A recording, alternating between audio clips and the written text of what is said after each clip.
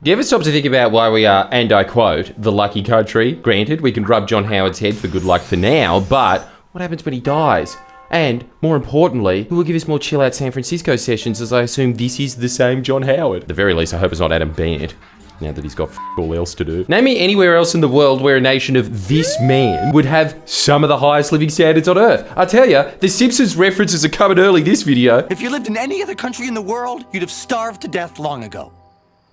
He's got you there, Dad. We all know it too. We have it really, really good. We have high life expectancy, comparatively low rates of wealth inequality, snuff films of Japanese people dying on primetime free-to-air. Who else has it better? Saddam in his final days? I think not. It's all up from here. Inshallah. The mining industry likes to perpetuate this myth that we're the way we are because we have heaps of resources, like we're nothing more than an expendable faction in Command and Conquer. But we do other things, like, I don't know, probably a couple of gigolos on the Gold Coast. I wish I was a gigolo. The point is, the reason we enjoy the standard of living that we all take for granted today is because of one thing and one thing only: unions. That's it. If we're the lucky country, it's purely because we're lucky enough to be set up by unions as opposed to some vampire piking a bunch of Turks, which, as a Yugoslav, I don't have any particular problem with, but I can guarantee you one thing. If it wasn't for that foundation, we would absolutely be as dismal as the US or UK. In fact, the UK wanted a gentry class of landowners here, lording it over the plebs, which I personally would have loved if I was part of the gentry, but I'm not, so unions forever. Yay! Touch one, touch all.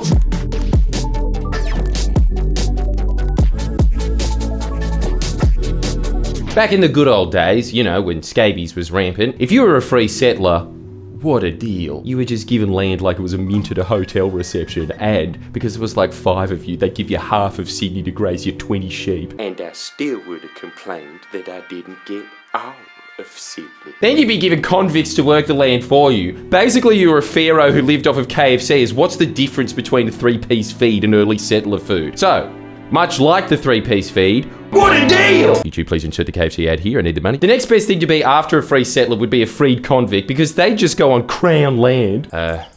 Excuse me, that's His Majesty's land. Fuck off! Started farming it. They became what is known as the squatocracy. It's why we have Andrew Twiggy and Nicole Kidman now. These giants of the Australian landscape. They're there because one of their ancestors, who was a bread-stealing sat down here once. That would have been our aristocracy. A bunch of pickpocketers that didn't have to win any impressive battles. The problem was, most of the convicts who didn't squat were Irish, and they were just disobedient apes, if we're to believe the artwork. Look at him, he's using a spoon. They were unruly by nature. They'd strike, launch sporadic mooning sessions. Still do, look. Spirit of God meets the spirit of Australia. But it was these bare asses that scared the powers that be enough to pass the Master and Servants Act, which criminalised things like being drunk in public. Fuck, Barnaby wouldn't have fared well. Not showing up to work. Ooh, he would have been doubly fucked. Failing to complete work to a high enough standard, so we at Friendly Geordies would have never gone to jail for our level of output. However, with immigration increasing as a result of the gold rushes of the mid-19th century, the scales started to tip because they needed skilled labour to build enough opium dens to house all the Chinese with the completely bald heads bar the ponytail, and therefore, tradies were treated like royalty. And if you think about our current housing crisis dynamics, what the fuck's changed, really? This was the very first semblance of what would now be described as unions.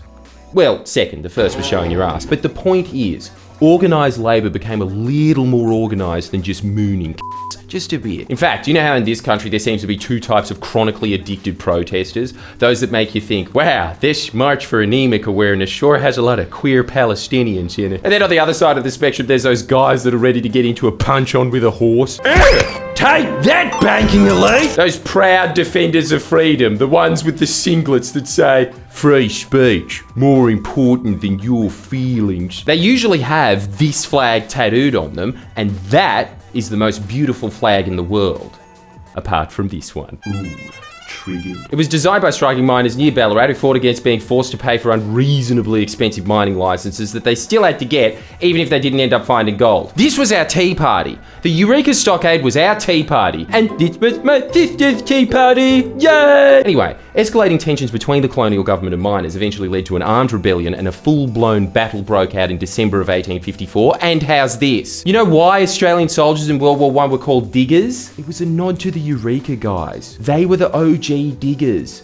Of course they were. The reason we think these guys are the founders of the Australian story is, and I know you think I'm a conspiracy theorist, but it was fucking Howard again. I'm sorry, but everything is that man's fault. You have to respect what an evil genius he was. He well understood that the foundational story of a nation is how the nation thinks of itself, and he didn't want Australia to think of itself as a nation founded by unions, so he made our foundational story, oh, we got beaten by the Turks, instead of, why am I getting overcharged? Come on, you tell me which one feels more inherently Aussie.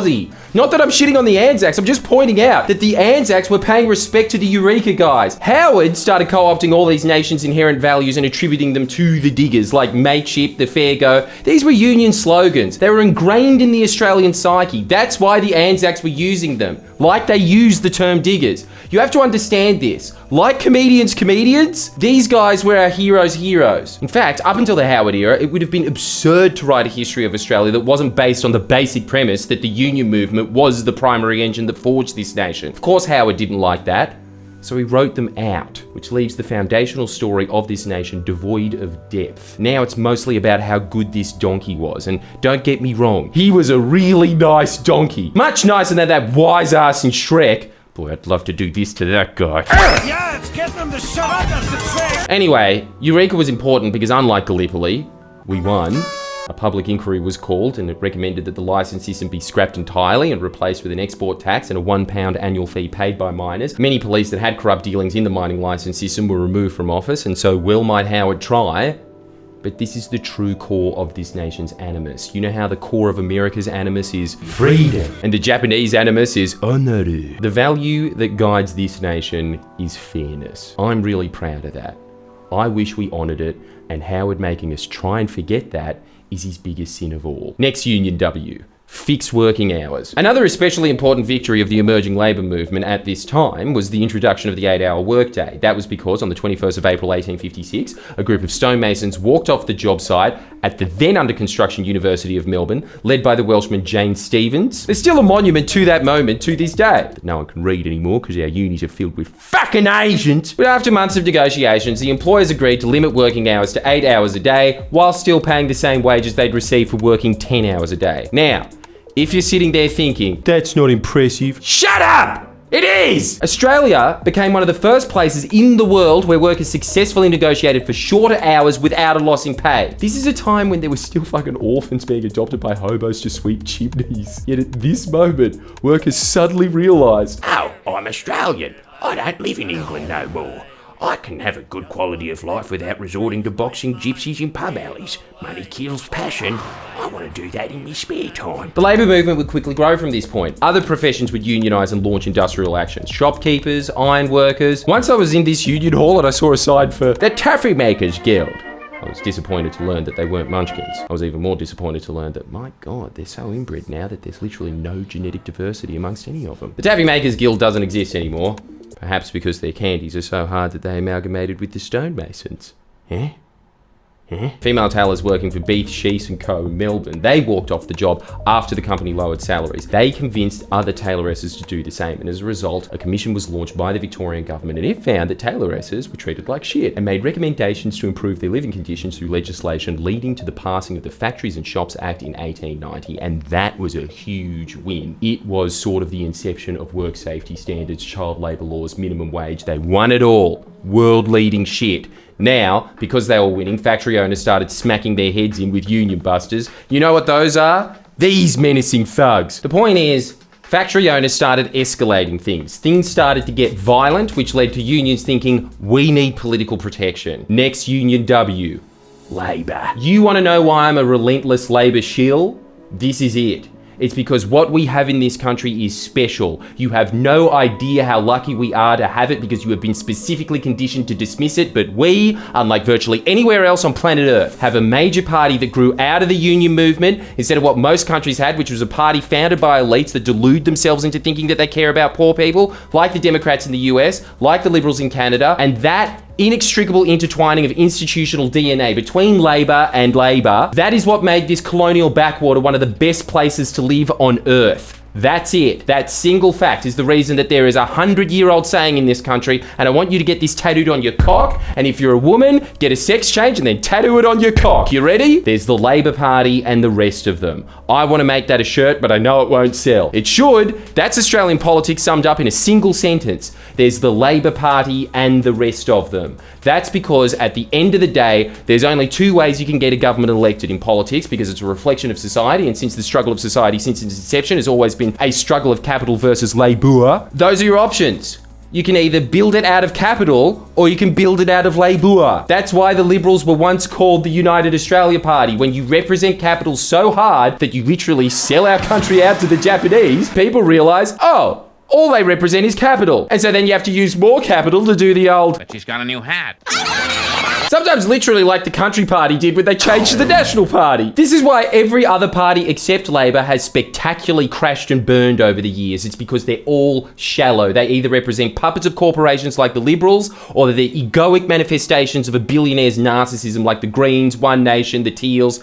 Trumpet of Patriots is obviously a rare exception to this rule. But at the end of the day, they're all different shades of shit. The reason that amidst all the empty promises over the years of keeping the bastards honest and politics done differently, each and every one of them ending in disappointment or disgrace, yet Labor marches on.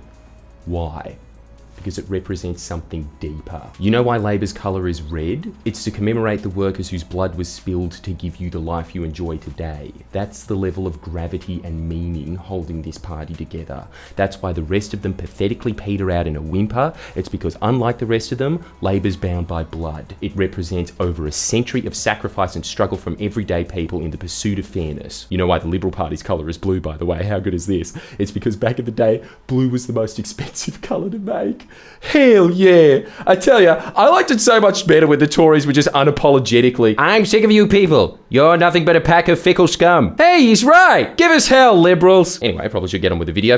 In 1891, a station manager in central Queensland forced his shearers to sign contracts which reduced their wages and limited their rights to participate in unions. The shearers went apeshit, leading to a months-long strike. Oh, imagine what the sheep would have looked like at the end of that, lad. They demanded that their current wages be sustained and their rights to participate in unions be protected. Soldiers descended on Queensland to arrest striking workers, whilst unionists retaliated by harassing and abducting scabs and raiding the stations of their employers. Real CFMEU standover tactics. But the strikes failed, the leaders were sentenced to hard labour, and so the strikers thought, nah, if we want to stop this happening, we need political power. And so, as legend goes, they read out loud the manifesto of the Queensland Labor Party under a gum tree called the Tree of Knowledge.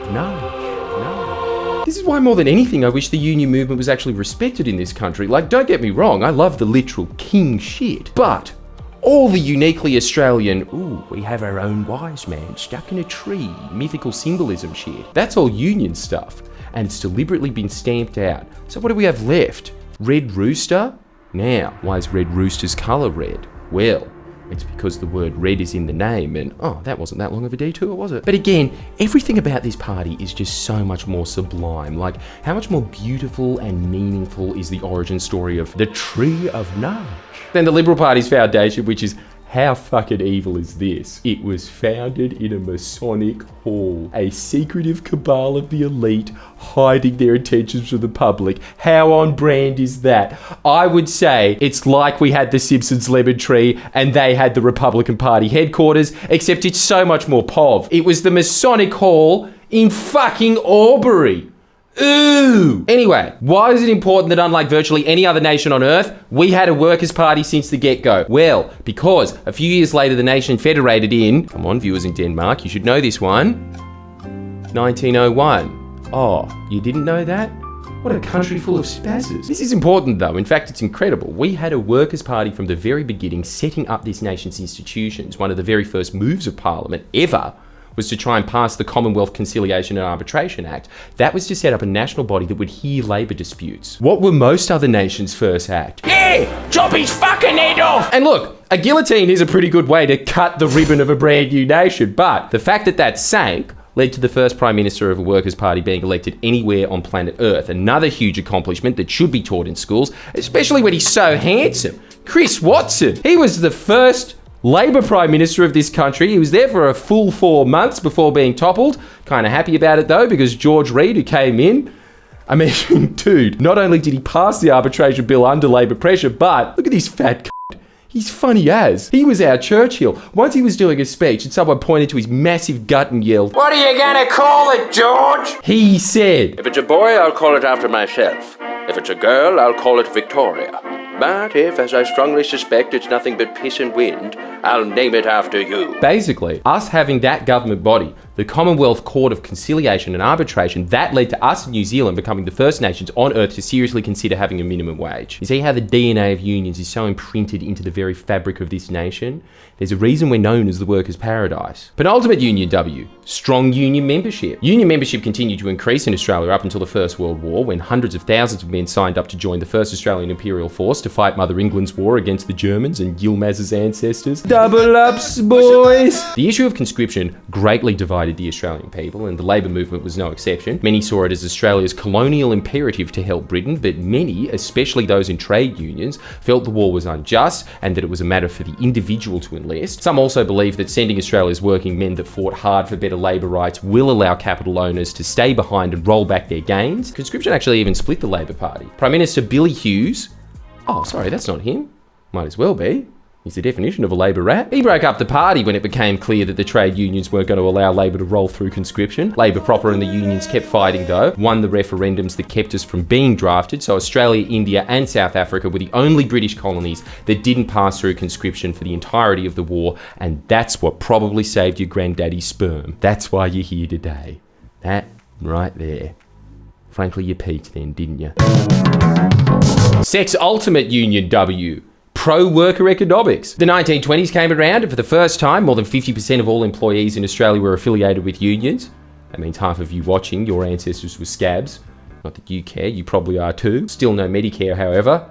So how are people going to pay for their phrenology appointments? Well, the unions formed a union. They banded together under the Australian Council of Trade Unions, or ACTU. That's the greatest institution in this country. Second, of course, to Triple M. But again, we got lucky with the timing, because in case you weren't aware, the excesses of the 20s led to a global tragedy.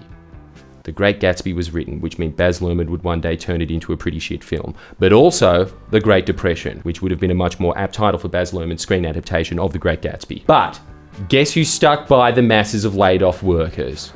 Because it wasn't Baz.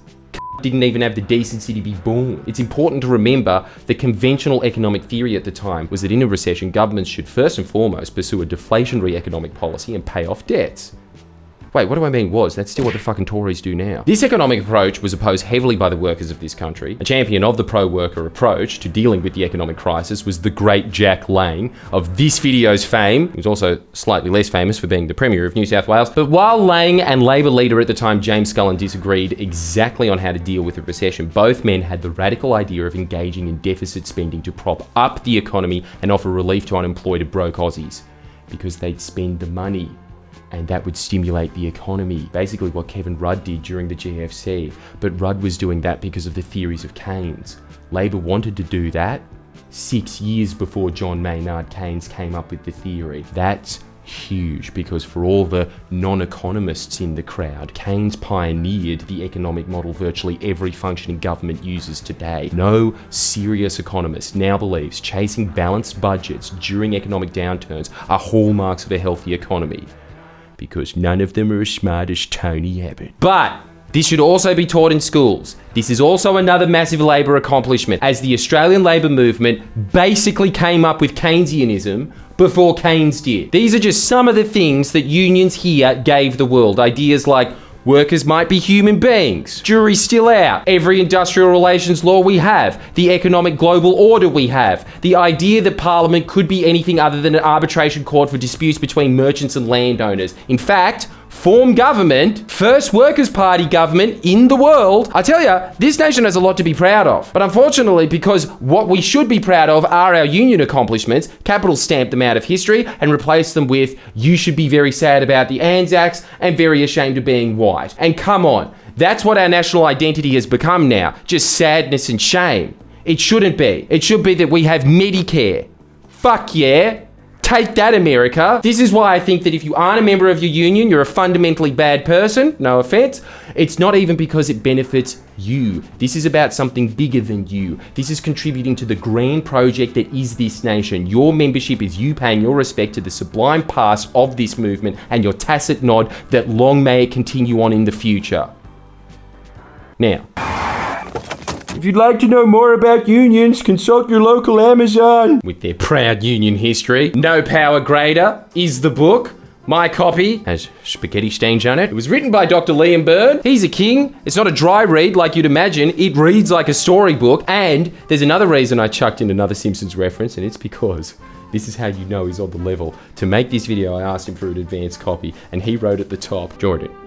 And since I'd achieved all my goals as a union historian in one book, there was no need for a second. The end. I'm telling you, it's a really good book. It's the real history of Australia. Sign up to Patreon.